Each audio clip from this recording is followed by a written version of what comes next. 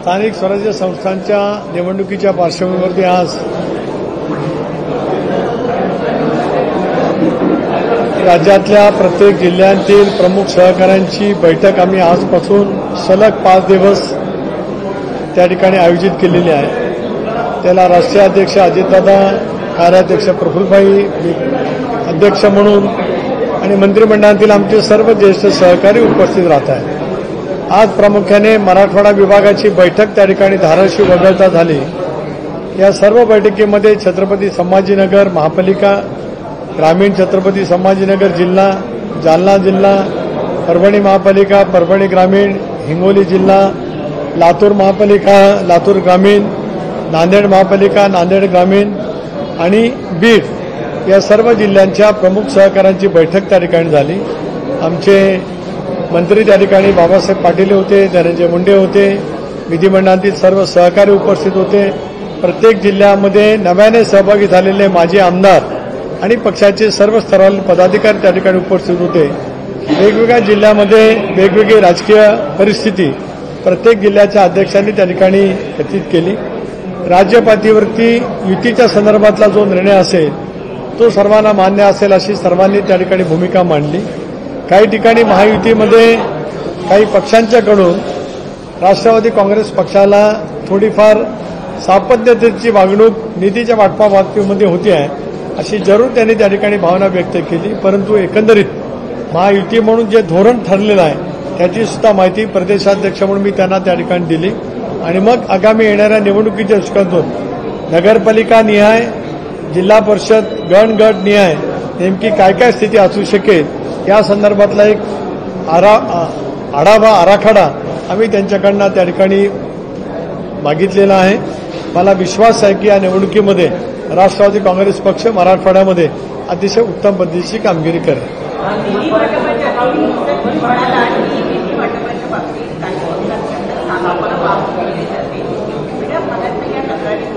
ते काही विवक्षित जिल्ह्यापुरता होत्या, तो काय महत्वाचा भाग नाही, कारण अशा तक्रारी अशा परस्परांच्या बाबतीमध्ये असू शकतात, तो भाग महत्वाचा नाही।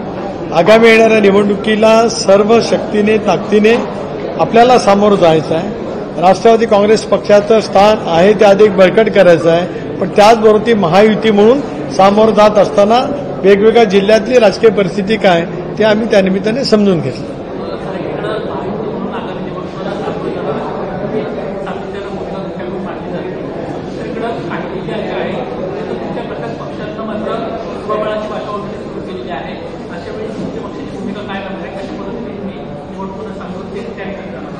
वेगवेगळ्या जिल्ह्यामध्ये स्थानिक पातळीवरती महायुतीमध्ये त्या जिल्ह्याचे पक्षाचे प्रमुख मतं मांडतायत, ही वस्तुस्थिती काय आम्ही कोणी नाकारत नाही। उद्याही समन्वय समितीची बैठक संध्याकाळी 6 वाजता बोलवण्यात आलेली आहे। त्याला मी उपस्थित राहीन, हसन मुश्रीफ असतील, बावनकुळे साहेब असतील, भारतीय जनता पक्षाचे अध्यक्ष रवींद्र चव्हाण साहेब असतील, शंभूराज देसाई आहेत, उदय सामंत आहेत। आम्ही त्यावेळेला ही जी काय वेगवेगळ्या स्तरावरती चर्चा होती आहे त्या बाबतीमध्ये सुद्धा त्या ठिकाणी विचारविनिमय करणार आहोत आणि त्याच्यातून एक धोरण म्हणून महायुतीचं धोरण उद्या आम्ही त्या ठिकाणी निर्णयास्पद येऊ आणि आवश्यकता वाटली तर या तिन्ही नेत्यांच्या जवळ माननीय मुख्यमंत्री देवेंद्रजी, उपमुख्यमंत्री अजितदादा, उपमुख्यमंत्री एकनाथराव शिंदे साहेब यांच्याजवळ आम्ही चर्चा करू।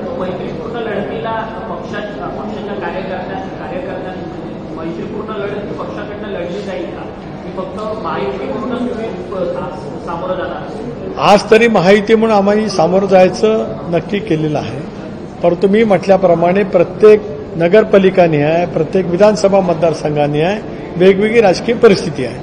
पहिल्यांदाच आम्ही लोकसभेला एकत्रितपणाने लढलो, पहिल्यांदाच विधानसभेला आम्ही एकत्रितपणाने लढलो।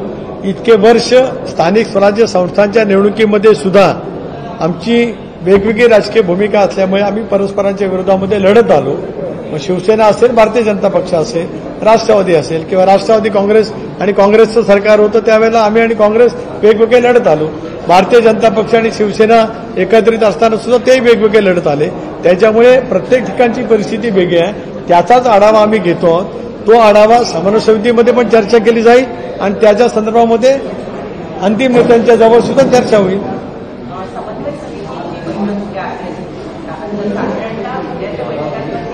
महानगरपालिकांच्या स्वाभाविकपणाने आता जे ऐकायला मिळतं त्याच्यामधून नगरपालिकेच्या निवडणुका ह्या दिसत आहेत. मला माहीत नाही की निवडणूक आयोगाचा अधिकार आहे, जिल्हा परिषदच्या पण आहे, आणि जी अंतिम यादी मतदारांची प्रसिद्ध करण्याचा GR किंवा त्या संदर्भातली घोषणा निवडणूक आयोगाने केली त्याप्रमाणे आता नगरपालिकेच्या बाबतीमध्ये अंतिम यादी झाली, जिल्हा परिषदेच्या बाबतीमध्ये आता अंतिम यादी ही आता लवकरच होईल, आणि महापालिकेच्या बाबतीमध्ये तसं कुठं अजूनही आले नाही. त्यामुळे आता निवडणूक आयोगाने जे अंतिम यादी मतदारांची नक्की करण्याचं नक्की केलंय त्याप्रमाणे नगरपालिका सुरुवातीला दिसते. मला माहीत नाही, मी परत पुन्हा तेच बोलतोय, नंतर जिल्हा परिषद दिसते. त्यामुळे स्वाभाविकपणाने उद्याच्या चर्चेमध्ये ज्या लगेच निवडणूक आहेत त्या बाबतीमध्ये चर्चा होईल. आता तुम्ही मतदार यादीच्या संदर्भातला मुद्दा काढलाय, त्यामुळे सध्या महाराष्ट्रामध्ये राजकीय दिसून येत आहे. सत्याचा मोर्चा काढण्यात आला, त्यात आज आशिष शेलार यांनी कशा पद्धतीनं जितेंद्र आव्हाडांपासून ते अमित पवारांपर्यंत यांच्या मतदारसंघामध्ये दुबार मतदार किती आहे, फेक मतदार किती आहे याची आकडेवारीच एक मांडलेली आहे. तो आरोप महाविकास आघाडी आणि मनसे करत होते, तोच आरोप आज अप्रत्यक्षरित्या भाजपनेही केला. मग या मतदार याद्यांच्या संदर्भामध्ये राष्ट्रवादी पक्षाची काय भूमिका? राष्ट्रवादी काँग्रेस पक्षाने स्वच्छपणाची भूमिका मांडली की याच मतदार यादींच्या धरून लोकसभेची निवडणूक झाली, याच ईव्हीएमच्या मशीनमध्ये लोकसभेची निवडणूक झाली, त्यावेळेला त्यांना यश मिळालं, त्यावेळेला दुबार मतं, ईव्हीएम मधला दोष, याच्यापैकी कुठल्याही अभाक्षराने महाविकास आघाडीच्या कुठल्याही नेत्याने एकही शब्द काढल्याचं माझ्या तरी आठवणीमध्ये नाही.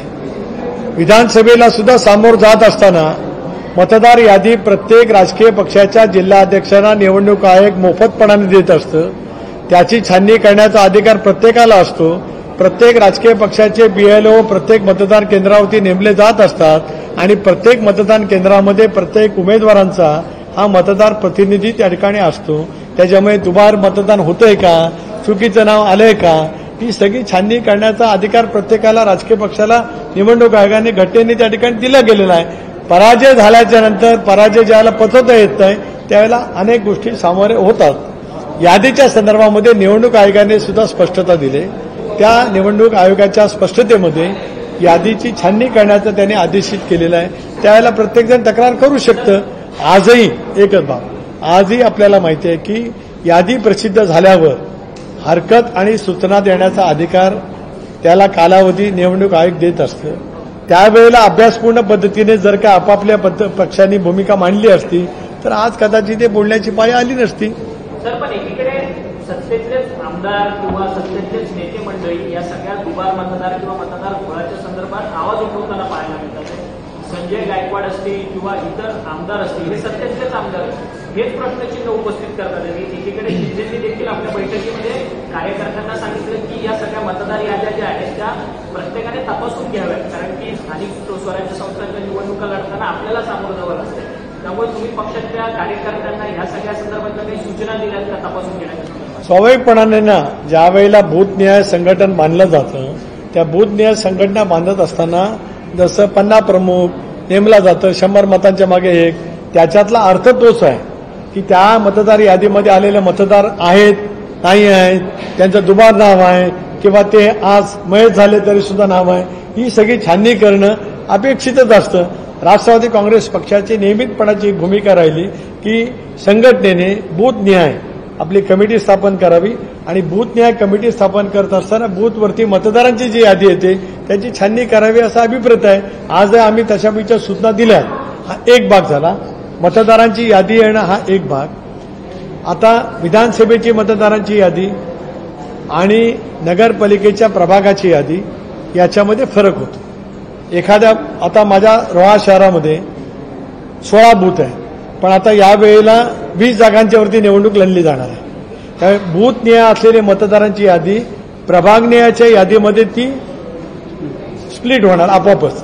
अशा वेळेला ती यादी सलग आहे की कशी आहे ती तपासणी प्रत्येक उमेदवार त्या ठिकाणी करतो. राष्ट्रवादी काँग्रेस पक्षाच्या सुद्धा कार्यकर्त्यांनी ती सजगतेने पाहावी अशी त्या ठिकाणी अपेक्षा आहे. कारण प्रभाग निवडताना निवडणूक आयोगाने काही गाईडलाईन दिले, उत्तरेपासून दक्षिणेकडे जाताना किंवा रस्ता असेल, नदी असेल तर कशीच भौगोलिक संलग्नता असावी अशा गाईडलाईन दिल्या. त्या गाईडलाईनच्या आधारे प्रभाग पडलेत की नाही आणि यादी झाले की नाही हे पाहण्याचं काम प्रत्येक राजकीय पक्षाचं आहे. राष्ट्रवादी काँग्रेस पक्षाने सुद्धा आज तशापैकी सूचना कार्यकर्त्यांना दिलेल्या आहेत. आशिष शेलार असं म्हटलंय की जाणीवपूर्वक मुस्लिम जे दुबार मतदार आहेत त्यांची यादी जाहीर केली जात नाही. मराठी आणि हिंदू अशा मतदारांची यादी ही महाविकास आघाडी आणि मनसेकडनं जाहीर करण्यात आली. एक असं आहे की आशिषजींनी या संदर्भातला महाविकास आघाडीच्या किंवा मनसेच्या नेत्यांनी जी काय जाहीर केली असेल त्याचा त्यांनी पूर्ण अभ्यास केला असेल, मला माहीत नाही. मी स्वतः या बाबतीतलं नेमकी काय कालचा सत्य का असत्य मोर्चा निघाला मला माहीत नाही, कारण मी माझ्या लोकसभा मतदारसंघाच्या ग्रामीण भागात होतो. रात्री उशीर आलो नाही, सकाळपासून या बैठकीमध्ये मी त्या ठिकाणी व्यस्त आहे. माझी स्वतःची भूमिका आहे की एका बाजूला ते काम वेगवेगळे नेते मंडळी वेगवेगळे पक्ष करत राहतील. आम्ही प्राधान्य दिलं की संघटनेच्या कामाला अधिक लक्ष केंद्रित करावं. शेवटी या गोष्टीची माहिती घेऊन उद्या या बाबतीमध्ये बोलेन. तुमच्या महिला प्रदेशाध्यक्ष महिला आयोगाच्या अध्यक्षा देखील रुपाली चाकरे त्यांच्या राजीनाम्याची सध्या मागणी खूप होताना पाहायला मिळते. खरं तर संपदा मुंडे डॉक्टर संपदा मुंडे आत्महत्या प्रकरणावरून हे सगळं राजकारण होताना पाहायला मिळत आहे. तुमच्याच पक्षाच्या नेत्या रुपाली डोंगरे पाटील त्यांच्याकडनं देखील राजीनाम्याची मागणी केली जाते. पक्षाने वरिष्ठ पातळीवरती याची गांभीर्याने नोंद घेतलेली आहे. सर, अनेक ठिकाणी स्वबळाचा नारा जो आहे तो दिला जात आहे. राष्ट्रवादीची भूमिका आगामी निवडणुकीसाठी कसं असणार, स्पेसिफिक बीड जिल्ह्यासाठी काय नेमकं असणार? बीड जिल्ह्यामध्ये सुद्धा या संदर्भात पक्षाच्या प्रमुख नेत्यांनी आपापली मतं त्या ठिकाणी मांडली. ती सगळी मांडलेली मतं त्यांना पुढच्या काही कालावधीमध्ये दिलेले आम्ही संघटनेच्या दृष्टिकोनातून दिलेले कार्यक्रम याचा आढावा ज्या वेळेला प्रत्यक्षात निवडणुका होतील त्यावेळेला पक्षाचा कोर ग्रुप बसून करेल आणि मग त्या संदर्भातला अंतिम निर्णय त्यावेळेला होईल. त्याच वेळेला पॅरलली घटक पक्षाशी मित्र पक्षांची सुद्धा चर्चा आम्ही सुरू करण्याचं नियोजित केलेलं आहे. प्रकाश दुबे काही वर्षापूर्वी होते, त्यांचं एक वक्तव्य सगळं चर्चेत आहे उत्तर भारतीय मतांसाठी.